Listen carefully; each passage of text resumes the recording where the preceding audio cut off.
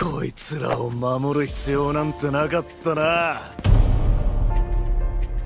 攻めあるのみ。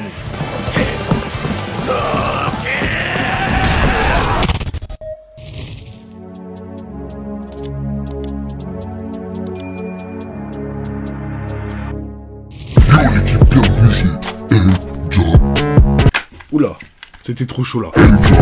Des youtubeurs. Bon là aujourd'hui, on se retrouve pour une nouvelle vidéo. Je vous avais dit c'était une longue série de ce manga. Après avoir fait les tops des capitaines, eh ben, je m'attaque au top des vice-capitaines. Bon, il y en a pas beaucoup, hein. Ça va être dur, ça va être chaud. Mais bon, en même temps, je vais vous donner mes impressions sur la saison de Tokyo Revenger qui est finie. Donc sans plus attendre, on s'enjaille pour l'intro et c'est parti pour les vice-capitaines. Enfin, le top, les vice-capitaines, t'as capté.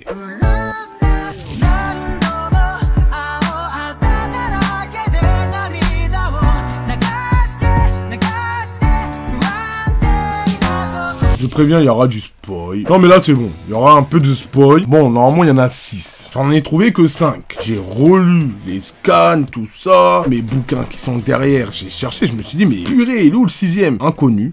Bon bah écoutez, on va commencer en dernière position.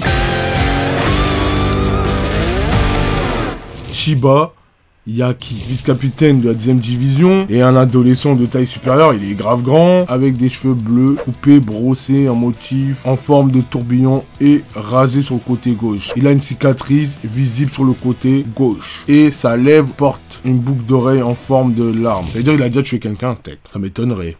Moi, je l'ai mis en dernière position. Bon, je peux pas vous spoil parce que ça va être l'arc qui arrive prochainement. Mais le mec, il est pas très corda en fait. Il a caché beaucoup de choses.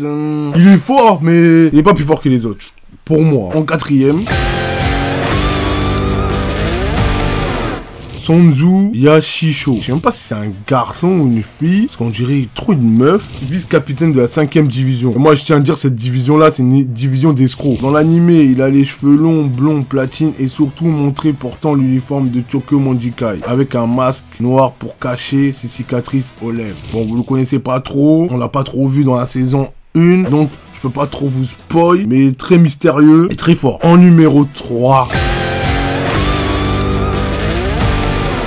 Shifuyu. Bon là, on n'a pas Shifuya ou Shifuyu, je le dis bien. Shifuyu. Bon là, on n'a pas besoin, on l'a vu dans la saison. Vice-capitaine de la 1ère division. Maintenant, vice-capitaine de Takameshi. Voilà, vous avez compris. Quand je l'avais dit dans mon top des capitaines, je vous avais dit Takameshi allait devenir capitaine. Mais je vous avais pas dit numéro combien. Et ben voilà, maintenant je peux vous le dire. Numéro 1. Shifuyu, il est loyal et tout, on a pu le voir. Il est bon baston. Bon, si vous avez vu le dernier épisode, vous avez vu qu'il se fait tuer dans le présent par Kisaki. Et Takamichi, il est au point de se faire tuer. Logiquement, on sait tous que il va se passer quelque chose. Vous avez vu les scans, un minimum. Si vous n'avez pas vu les scans, bon bah, force à vous. La saison est terminée, c'est bon. Takamichi est mort. En tout cas, très fort en baston, très loyal. On a pu le voir que c'est un vrai gars, Shifuyu. Vous voyez, je peux pas trop développer. C'est ça qui est... Voilà. Parce que moi, ce manga, j'ai pas envie de vous spoil. Parce que je le kiffe de ouf, j'ai pas envie de vous spoil. Voilà. Après, il y aura des vidéos où je vais devoir spoil. Bon, Shifuyu en 3ème position. Et là, avant de passer aux deux finalistes,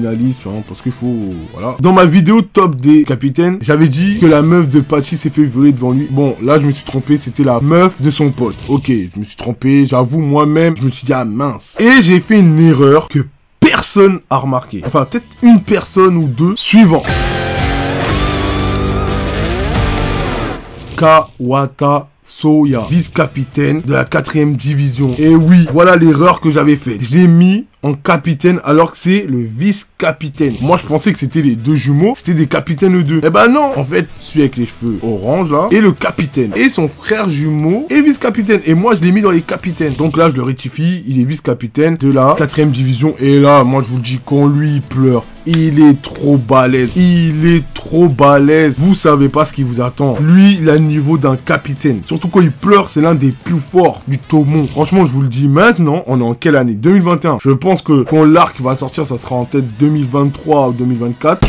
Je touche du bois si je suis encore sur YouTube et que je suis encore en vie. Là, notez bien, je vous dis juste l'arc Black Dragon. Meilleur arc de Tokyo Revenger qui arrive. Avec peut-être le dernier. Je vous le dis, hein, ce manga va passer d'un niveau... Il y en a, ils vont dire même, oh, il est plus fort qu'SNK et tout. Je les vois venir. Top 1, avec les Naruto, tout ça. Je les vois. Bon, là, il faut savoir doser un peu. On va s'enflammer, mais calme. Numéro 1...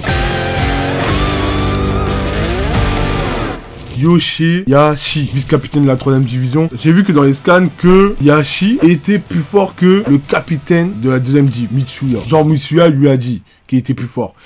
Après, je sais pas s'il parle niveau baston ou pas, parce que Mitsuya est très balèze, mais bon, si c'est les plus forts, ok, c'était dit dans le scan. Vice-capitaine de la 3ème div qui a voulu trahir le Tomo, mais bon, il mérite bien sa première place. Il est très balèze, surtout dans l'arc Black Dragon. Mais quand je vous parle de cet arc, oh là là, juste sale.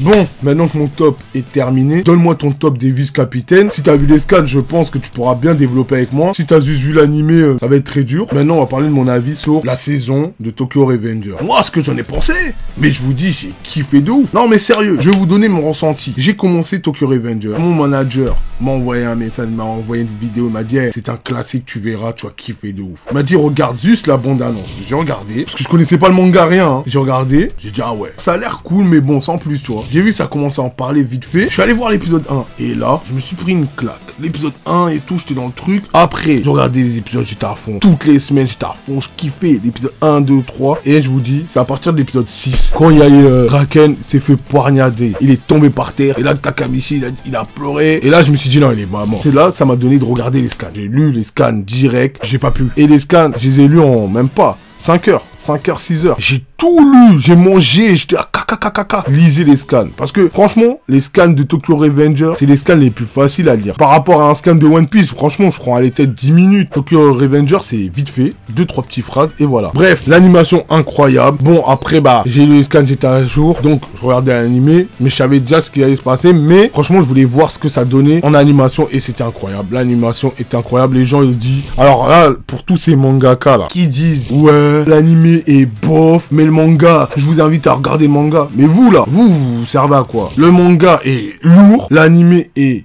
lourd, toujours là, rabaisser les animés. Ouais, arrêtez. Comme si le graphisme était dégueulasse. Le graphisme est incroyable. Dans la saison 2, dites-moi votre théorie. Pour ceux qui n'ont pas lu les scans, donnez-moi vos théories. Si je devais noter l'animé Tokyo Revenger, je mettrais un bon, pour la saison 1, un bon 15 sur 20. Et le manga, 19,5. 19,5. Sans mentir, 19,5. J'ai acheté tous les livres, je fais la collection.